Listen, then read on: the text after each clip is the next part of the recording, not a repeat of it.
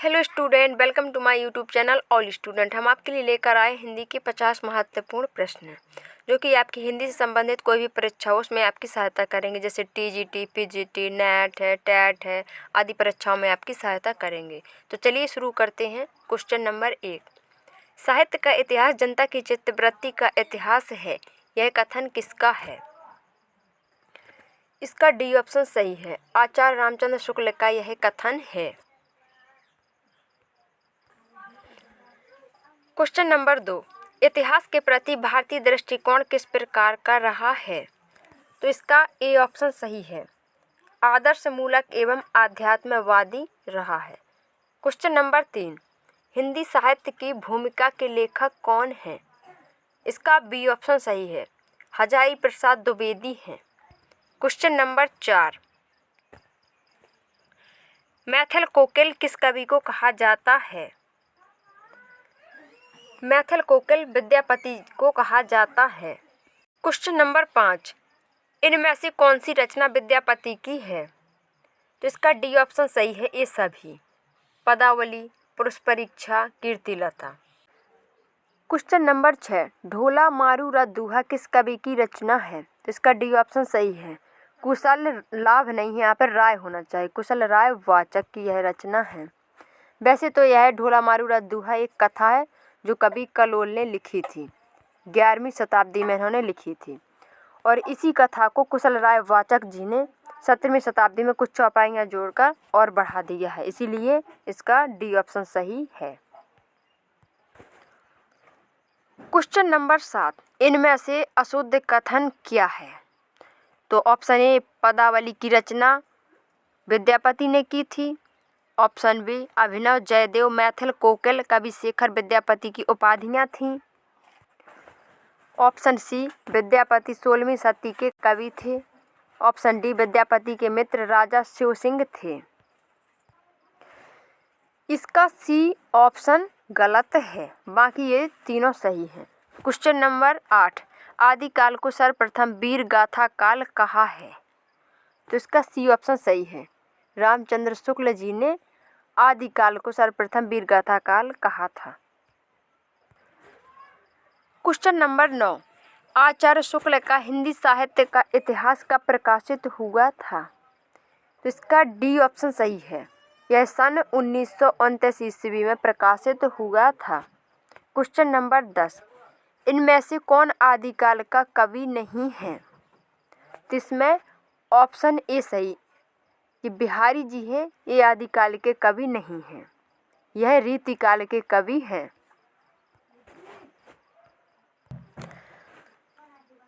Question number 11, Prithviraj Raso के रचयिता कौन हैं? इसका सी ऑप्शन सही है, चंद्रवर दाई पृथ्वीराज रासो के रचयिता हैं। क्वेश्चन नंबर 12, परमाल रासो को लोक में किस नाम से जाना जाता है? परमाल रासो को लोक में आल्हा के नाम से जाना जाता है, इसका बी ऑप्शन सही है।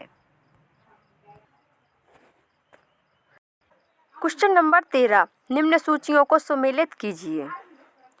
तो बीसल देव रासो रचना है नरपति नाल की, पृथ्वीराज रासो चंद्रवर दाई की, पदावली विद्यापति की, खुसरो की पहेलियाँ अमीर खुसरो की।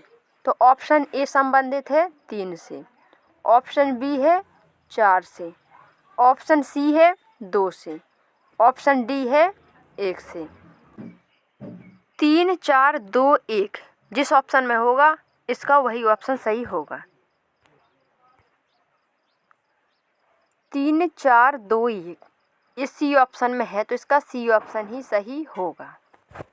क्वेश्चन नंबर 14, इनमें से कवियों को आरोही काल क्रम से व्यवस्थित कीजिए। तो इसका डी ऑप्शन सही है, पहले प्रसाद, फिर निराला, फिर पंत, फिर देवी। क्वेश्चन नंबर 15, इन रचनाओं को कालक्रमानुसार व्यवस्थित कीजिए। इसका डी ऑप्शन सही है, वीणा की रचना हुई थी 1927 ईस्वी में, और कामायनी की रचना हुई थी 1936 ईस्वी में, तुलसीदास की रचना हुई थी 1939 ईस्वी में और यामा की रचना हुई थी 1982 में। क्वेश्चन नंबर 16, इन रचनाओं को रचनाकारों के साथ सुमेलित कीजिए। कामायनी रचना प्रसाद जी की है, उर्वशी दिनकर जी की है और पल्लव पंत जी की रचना है, यामा महादेवी जी की रचना है। तो ए ऑप्शन 2 से संबंधित है और बी ऑप्शन 4 से और सी 3 से और डी 1 से। 2 4 3 1 जिस ऑप्शन में सही होगा वही इसका सही होगा। तो इसका बी ऑप्शन सही है, 2 4 3 1। क्वेश्चन नंबर 17, इनमें से छायावादी महाकाव्य कौन सा है? तो कामायनी छायावादी है। क्वेश्चन नंबर 18, साकेत के रचयिता का नाम बताइए। तो साकेत के रचयिता मैथिली शरण गुप्त जी हैं। क्वेश्चन नंबर 19, कौन सी रचना आदिकाल की है? तो इसका डी ऑप्शन सही है, परमाल रासो आदिकाल की रचना है। क्वेश्चन नंबर 20, इनमें से रीति मुक्त कवि कौन नहीं है? तो इसका सी ऑप्शन सही है, बिहारी जी रीति मुक्त कवि नहीं है, यह रीति सिद्ध कवि हैं। क्वेश्चन नंबर 21, कौन सा कवि अष्टछाप का नहीं है? इसका ए ऑप्शन सही है, तुलसीदास अष्टछाप के कवि नहीं हैं। क्वेश्चन नंबर 22, राम कथा पर आधारित केशव के महाकाव्य का नाम है? तो इसका ए ऑप्शन सही है, रामचंद्रिका। क्वेश्चन नंबर 23, केशव को कठिन काव्य का प्रेत कहा है? इसका बी ऑप्शन सही है, रामचंद्र शुक्ल जी ने केशव को कठिन काव्य का प्रेत कहा है। क्वेश्चन नंबर 24, उर्वशी के रचयिता हैं? तो इसका सी ऑप्शन सही है, दिनकर जी उर्वशी के रचयिता हैं। क्वेश्चन नंबर 25, रामचरितमानस में कितने कांड हैं? तो इसका बी ऑप्शन सही है, 7 कांड हैं। क्वेश्चन नंबर 26, रामचरितमानस आधारित है? तो इसका बी ऑप्शन सही है, राम कथा पर रामचरितमानस आधारित है। क्वेश्चन नंबर 27, तुलसी किस काल के कवि हैं? इसका डी ऑप्शन सही है, भक्ति काल के कवि हैं। क्वेश्चन नंबर 28, कौन सा काल हिंदी का स्वर्ण युग कहा जाता है? तो इसका बी ऑप्शन सही है, भक्ति काल को हिंदी का स्वर्ण युग कहा जाता है। क्वेश्चन नंबर 29, इनमें से रीति ग्रंथ नहीं है? इसका डी ऑप्शन सही है, सतसई रीति ग्रंथ नहीं है। क्वेश्चन नंबर 30, इनमें से रीति सिद्ध कवि हैं? तो इसका डी ऑप्शन सही है, बिहारी जी रीति सिद्ध कवि हैं। क्वेश्चन नंबर 31, भारतेंदु जी की रचना है? इसका सी ऑप्शन सही है, प्रेम सरोवर भारतेंदु जी की रचना है। क्वेश्चन नंबर 32, कौन सा नाटक भारतेंदु का नहीं है? तो अंधा युग भारतेंदु जी का नाटक नहीं है, बाकी ये तीनों भारतेंदु जी के नाटक हैं। क्वेश्चन नंबर 33, कौन सा नाटक प्रसाद का है? तो इसका डी ऑप्शन सही है, ये तीनों नाटक प्रसाद जी के हैं, ध्रुवस्वामिनी, राजश्री, चंद्रगुप्त। क्वेश्चन नंबर 34, कौन सा काव्य ग्रंथ अज्ञेय का है? तो इसका डी ऑप्शन सही है, ये सभी काव्य ग्रंथ अज्ञेय जी के हैं, चिंता, इत्तलम, युगदूत। क्वेश्चन नंबर 35, इनमें से छायावादी कवि नहीं है? यहाँ पर नहीं मिसप्रिंट हो गया है, तो इसका बी ऑप्शन सही है, बच्चन जी छायावादी कवि नहीं है। बाकी ये तीनों निराला, पंत, महादेवी वर्मा, ये तीनों छायावादी कवि हैं। क्वेश्चन नंबर 36, युगधारक किस कवि की रचना है? तो इसका बी ऑप्शन सही है, नागार्जुन जी की रचना है।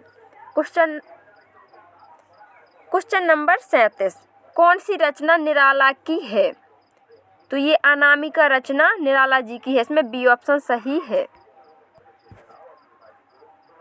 क्वेश्चन नंबर 38, महादेवी को किस रचना पर ज्ञानपीठ पुरस्कार मिला? तो इसका सी ऑप्शन सही है, यामा पर महादेवी जी को ज्ञानपीठ पुरस्कार मिला था। क्वेश्चन नंबर 39, कौन से कवि को सबसे पहले भारतीय ज्ञानपीठ पुरस्कार मिला? तो इसका सी ऑप्शन सही है, पंत जी को सबसे पहले भारतीय ज्ञानपीठ पुरस्कार मिला था। क्वेश्चन नंबर 40, इनमें से किसे पद्म सम्मान नहीं मिला? तो इसका सी ऑप्शन सही है, प्रसाद जी को पद्म सम्मान नहीं मिला। क्वेश्चन नंबर 41, इनमें से कौन छायावादी कवि नहीं है? तो दिनकर जी छायावादी कवि नहीं हैं। प्रसाद, पंत, निराला ये तीनों कवि छायावादी हैं। क्वेश्चन नंबर 42, इनमें से समकालीन गीतिकार हैं? तो इसका ए ऑप्शन सही है, सोप ठाकुर समकालीन गीतकार हैं। क्वेश्चन नंबर 43, कौन सी रचना महादेवी की नहीं है? इसका डी ऑप्शन सही है, क्या भूलूं क्या याद करूं, यह रचना महादेवी जी की नहीं है, बाकी तीनों रचना महादेवी जी की हैं। क्वेश्चन नंबर 44, इनमें से आधुनिक काल के कवि हैं? इसका बी ऑप्शन सही है, रघुवीर सहाय आधुनिक काल के कवि हैं। क्वेश्चन नंबर 45, कौन सा कवि प्रिय प्रवास का रचयिता है? तो इसका ए ऑप्शन सही है, हरिऔध जी प्रिय प्रवास के रचयिता हैं। क्वेश्चन नंबर 46, कौन सी रचना हरिवंश राय बच्चन की है? इसका डी ऑप्शन सही है, ये सभी मधुशाला, मधुबाला, निशा निमंत्रण ये तीनों रचनाएं हरिवंश राय बच्चन जी की हैं। क्वेश्चन नंबर 47, संस्कृति के 4 अध्याय किसकी कृति है? तो इसका ए ऑप्शन सही है, दिनकर जी की यह कृति है।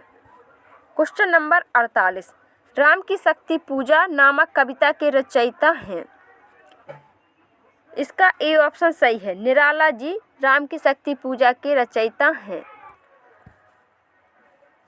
क्वेश्चन नंबर 49, संसद से सड़क तक किसकी कृति है? तो यह धूमल जी की कृति है, इसका सी ऑप्शन सही है। क्वेश्चन नंबर 50, मैं उस जनपद का कवि हूँ किसकी कृति है? इसका बी ऑप्शन सही है, यह त्रिलोचन जी की कृति है। स्टूडेंट, ये हो गए हमारे 50 क्वेश्चन। आगे के क्वेश्चन हम आपको अगले भाग में देंगे। वीडियो अच्छा लगे तो लाइक, चैनल को सब्सक्राइब जरूर कीजिए। Thank you.